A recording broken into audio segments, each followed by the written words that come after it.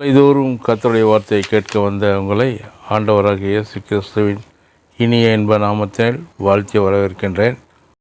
மத்தேயு சுவிசேஷம் 7ஆம் அதிகாரத்தில் ஆண்டவர் இவ்வாறாக சொல்லியிருக்கிறார். ஆகையால் நான் சொல்லிய இந்த வார்த்தைகளை கேட்டு இவைகளின்படி செய்கிறவன் எவனோ அவனை கன்மலையின் மேல் தன் வீட்டை கட்டின புத்தியுள்ள மனுஷனுக்கு ஒப்பிடுவேன். பெருமழை சொரிந்து பெருவெள்ளம் வந்து காற்று அடித்து அந்த வீட்டின் மேல் மோதியும் அது விழவில்லை. ஏனென்றால் கன்மலையின் மேல் அஸ்திபாரம் போடப்பட்டிருந்தது. நான் சொல்லிய இந்த வார்த்தைகளை கேட்டு இவைகளின்படி செய்யாதிருக்கிறவன் எவனோ அவன் தன் வீட்டை மணலின் மேல் கட்டின புத்தியில மனுஷனுக்கு ஒப்பிடுவான். பெருமழை சொரிந்து பெருவெள்ளம் வந்து காற்று அடித்து அந்த வீட்டின் மேல் மோதின போது அது விழுந்து முழுவதும் அழிந்தது என்றார். இந்த வேத பகுதியிலே தேவனுடைய வார்த்தையை கேட்டு அதன்படி வாழ்வது என்பது வெற்றி வாழ்க்கைக்கு நல்ல அஸ்திபாரமாய் இருக்கிறது என்று இயேசு போதிக்கின்றார். அவர் எப்பொழுது போதித்தாலும் ஒரு உதாரணத்தை சொல்லி அதை புரிந்து கொள்ளும் வண்ணமாக அவர் போதிப்பார். அப்படிப்பட்ட மனிதன்தான் புத்தி உள்ளவன் என்று சொல்லுகின்றார். ஆகவே அறிவுக்கும் புத்திக்கும் தான் தேவன் முதலிடத்தை கொடுக்கிறார் என்பது கவனிக்கத்தக்கதாய் இருக்கிறது. ஞான அறிவுள்ள மனிதர்கள் தேவனுடைய வார்த்தைகளை ஒரு பொக்கிஷம் போல் நினைத்து அதற்கு மரியாதை கொடுக்கிறார்கள். ஞான அறிவு இல்லாதவர்கள் வார்த்தையை அற்பமாய் நினைத்து அதை மீறுகிற வாழ்க்கையை வாழ்கிறார்கள். இந்த இரு கூட்ட மக்களையும் பெருமழை பெருங்காற்று வெள்ளமாகிய அழிவின் சக்திகள் வந்து மோதுகிறது. இதன் அர்த்தம் என்ன? பிரச்சனைகளும் போராட்டங்களும் எல்லோருக்கும் வருகிறது.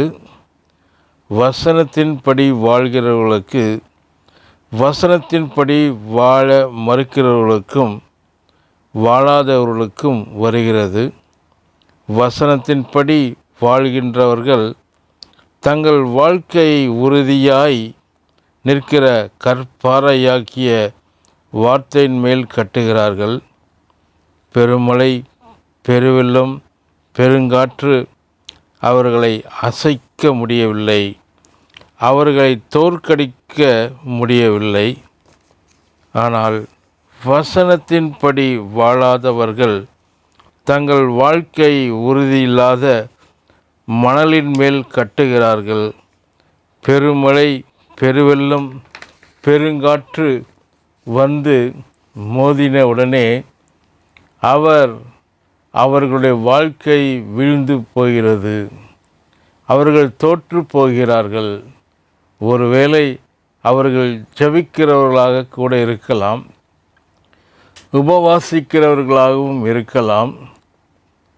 ஆனால் வார்த்தைக்கு மரியாதை கொடுக்கவில்லை என்றால் தோல்வி என்பது நிச்சயம். கானாவூர் கல்யாண வீட்டிலே ஒரு அற்புதம் நடந்தது என்பதை வேதத்திலே நாம் வாசிக்கின்றோம். அந்த கானாவூர் வீட்டாருடைய அழைப்பை ஏற்று இயேசுவும் அவருடைய சீஷரும் அவருடைய தாயும் அங்கே போயிருந்தார்கள். அந்த கல்யாண வீட்டிலே திராட்சை ரசம் குறைவுபட்டது.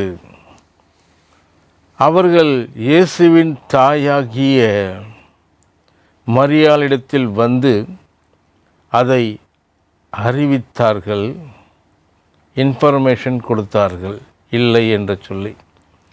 மரியாள் இப்படி சொன்னார், அவர் உங்களுக்கு என்ன சொல்லுகிறாரோ அதன்படி செய்யுங்கள். மரியாள் கொடுத்தால் இன்ஃபர்மேஷன் கொடுத்தவர்களுக்கு இன்ஸ்ட்ரக்ஷன் கொடுத்தார். ஆக மரியாள் இயேசுவோடு கூட கிட்டத்தட்ட 30 வருடம் இருந்திருக்கின்றாள். அவளுக்கு நன்றாய் தெரியும் அவர் தேவகுமாரனாகி இயேசு என்பது. அது மட்டும் அல்ல, அவள் கண்டுபிடித்த மிகப்பெரிய உண்மை என்னவென்றால் அவருடைய வார்த்தையிலே அற்புதம் இருக்கிறது என்பதுதான். ஆகவே தான் அந்த கல்யாண வீட்டாருக்கு அவள் ஒரு ஆச்சரியமான ஆலோசனை சொன்னாள். அதுதான், அவர் உங்களுக்கு என்ன சொல்லுகிறாரோ அதன்படி செய்யுங்கள். ஓபே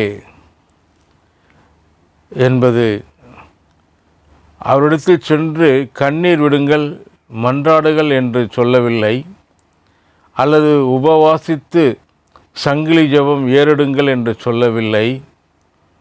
அவருடைய வார்த்தையின்படி செய்யுங்கள் என்று ஆலோசனை சொன்னார்.